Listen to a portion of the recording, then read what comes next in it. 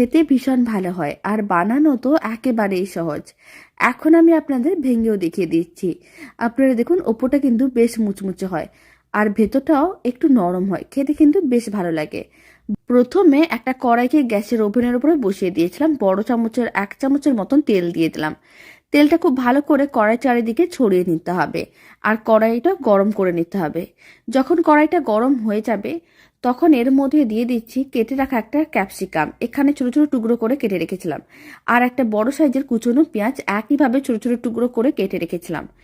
এবার আমি এর মধ্যে দিয়ে দিচ্ছি সামান্য পরিমাণ রসুন কোয়াকে ছোট ছোট টুকরো করে রেখেছিলাম, সেটা দিয়ে দিলাম, আর সামান্য পরিমাণ দিয়ে দিলাম কুচনো কাঁচা লঙ্কা।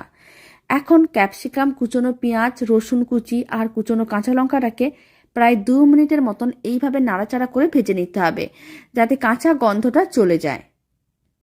আর এই সময় মানে ভেজে নেওয়ার সময় আমি দিয়ে দিচ্ছি কিছুটা পরিমাণ লবণ। এখানে আমি 1 চামচের 4 ভাগের 1 ভাগ লবণ দিলাম। লবণটা খুব ভালো করে মিশিয়ে নিতে হবে, এতে পেঁয়াজ, ক্যাপসিকাম সমস্ত কিছুই অনেক তাড়াতাড়ি ভাজা হয়ে যাবে বা নরম হয়ে যাবে। প্রায় 2 মিনিটের মতন ভেজে নিয়েছিলাম। এখন আমি সামান্য পরিমাণ লঙ্কার গুঁড়ো দিয়ে দিলাম। লঙ্কার গুঁড়োটা খুব ভালো করে মিশিয়ে নিতে হবে, এতে কালারটা খুবই ভালো আসবে।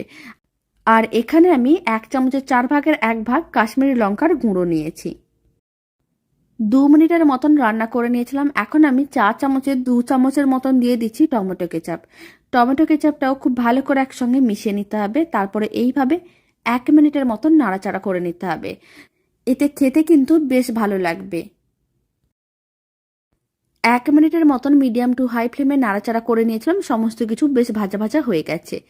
এখন ফ্লেমটা লোতে করে দিতে হবে আর এই ভেজে নেওয়া সমস্ত কিছুগুলোকে তুলে একটা ছোট্ট মিক্সিং বোলের মধ্যে তুলে রেখে দিচ্ছি।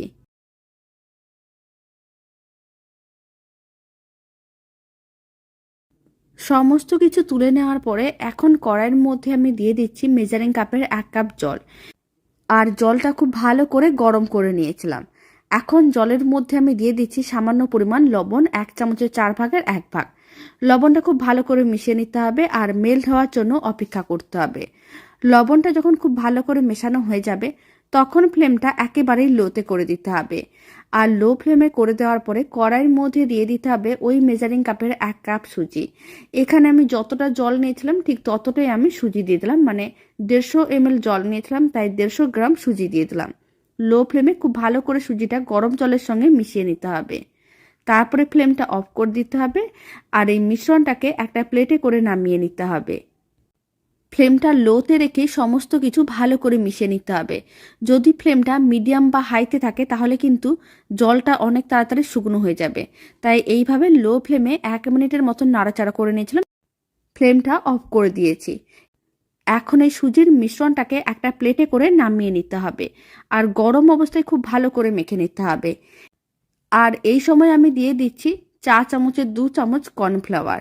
কর্নফ্লাওয়ার দেওয়ার কারণে বেশ মুচমুচে হবে, আপনারা চাইলে চালের গুঁড়োও দিতে পারেন। এখন হাতে অল্প একটু জল নিয়ে নিলাম, তারপরে খুব ভালো করে মেখে ডোটা রেডি করে নিতে হবে। যেহেতু খুবই গরম তাই হাতে অল্প অল্প জল নিয়ে ডোটা রেডি করতে হবে।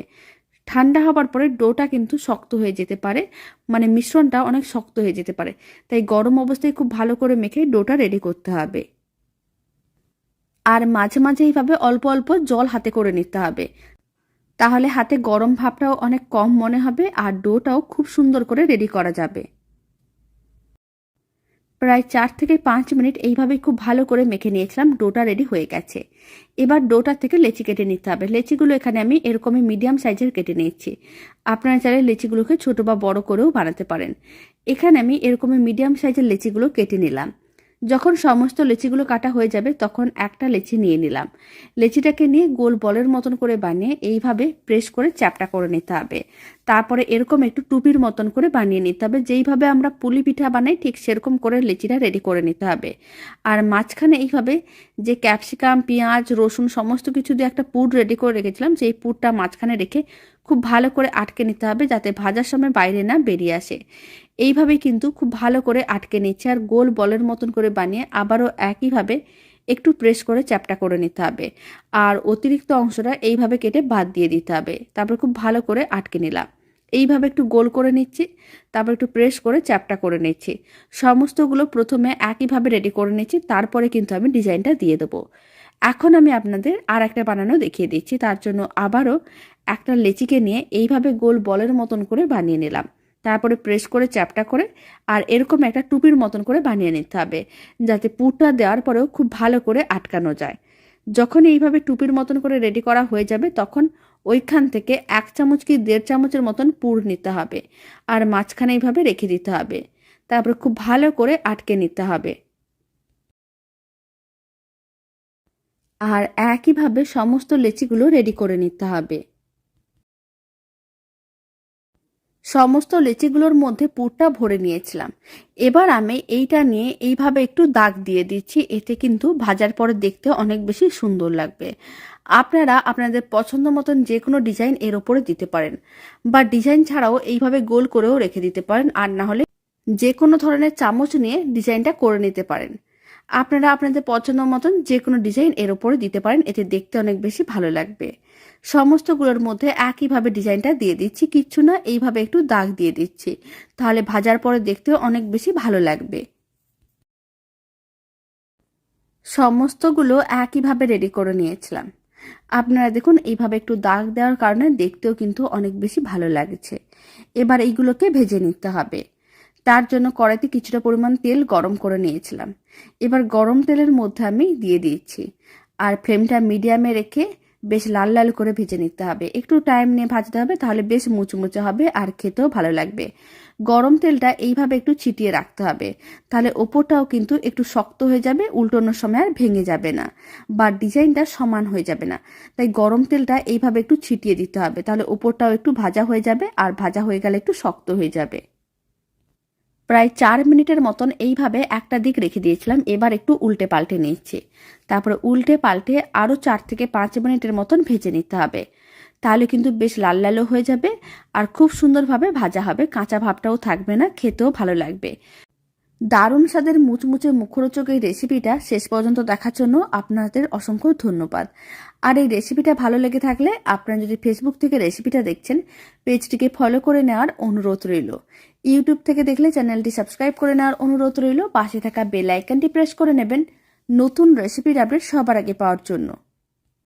মিডিয়াম ফ্লেমে আরও 4 মিনিটের মতন ভেজে নিয়েছিলাম। দারুণ স্বাদের মুখরোচক রেসিপিটা একেবারেই রেডি। এবার এইগুলোকে তুলে একটা প্লেটের মধ্যে সার্ভ করে নিতে হবে। আর অল্প একটু টমেটো কেচাপ দিয়ে আপনারা সার্ভ করে দেখতে পারেন, খেতে কিন্তু ভীষণ ভালো লাগবে। এখন আমি আপনাদের ভেঙেও দেখিয়ে দিচ্ছি ওপরটা কতটা মুচমুচে হয়েছে, আর দেখেও বোঝা যাচ্ছে ওপরটা কিন্তু বেশ মুচমুচে হয়েছে, আর ভেতরের পুরটাও খেতে কিন্তু ভীষণ ভালো লাগবে। আপনারাও বাড়িতে বানিয়ে দেখতে পারেন, খুব কম সময় কম উপকরণ দিয়ে বানানো যায়, আর খেতে তো ভীষণ ভালো হয়।